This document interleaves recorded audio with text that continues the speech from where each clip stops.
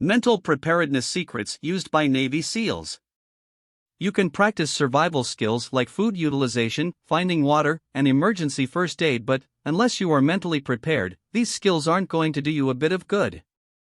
Unfortunately, mental preparedness usually gets put on the back burner. What is mental preparedness? In short, mental preparedness is a way of getting your mind ready to cope with stresses in a survival situation. Navy SEALs, Marines, SWAT teams, and law enforcement go through mental preparedness training so they can handle dangerous situations.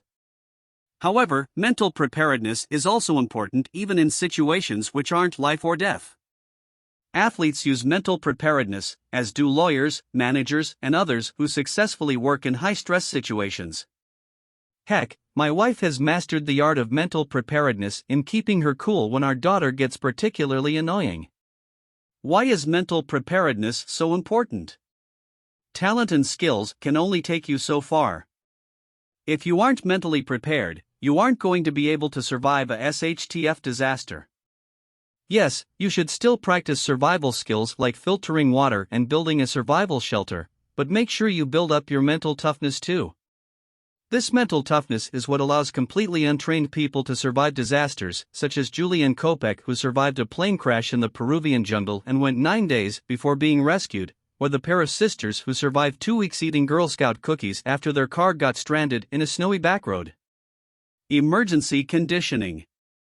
Also known as EC, emergency conditioning is a training technique which is used to make unknown situations seem familiar.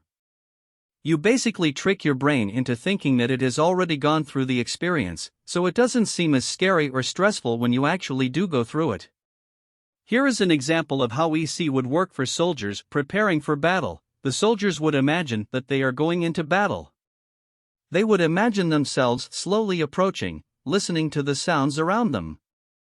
They would imagine the signal telling them to start the attack. They'd imagine in great detail the sounds of the weapons going off, the smell of sweat, blood, and smoke, the sound of screams. You can practice emergency conditioning by playing out all the possible disaster scenarios in your head, like a fire in your home, a home invasion, a terrorist attack, an EMP attack, and so forth. Set goals. When I first started working out again, and wasn't exactly in the best shape, I had a goal to run a marathon. But, when I got on the treadmill at the gym, I didn't think about that marathon. When I started getting short of breath and feeling like I couldn't go any further, I'd look at the numbers and tell myself just 500 more yards. Once I reached those 500 yards, I'd set a new goal for myself, like more distance or another 10 minutes. While your main goal may simply be to survive a disaster situation, you've got to break it up into smaller short-term goals. For example, you might give yourself the goal of making a shelter or finding water. These smaller goals help keep you focused. When you are focused on the things you can control, the stress of the situation is less likely to defeat your mind. Think positive. You know that kid's book The Little Engine That Could? The engine keeps telling himself, I think I can. Guess what? He could. It may be a children's book, but we could all take a lesson from it in mental preparedness. Navy SEALs use this type of positive thinking to get them through training. They remind themselves that many other trainees have passed the course and, since they are physically fit, they should be able to pass easily. Arousal control. Arousal control training is something which is commonly used by professional athletes, but it is also part of the mental preparedness training that Navy SEALs get. To understand how arousal control works, you must first know that stress helps us survive. When the body perceives a stress, it goes into fight or flight mode. Our attention gets highly focused, our breathing increases, and our heart rate also increases. This fight or flight reaction is what allows mothers to lift entire vehicles off their trapped child and wounded soldiers in combat to keep fighting.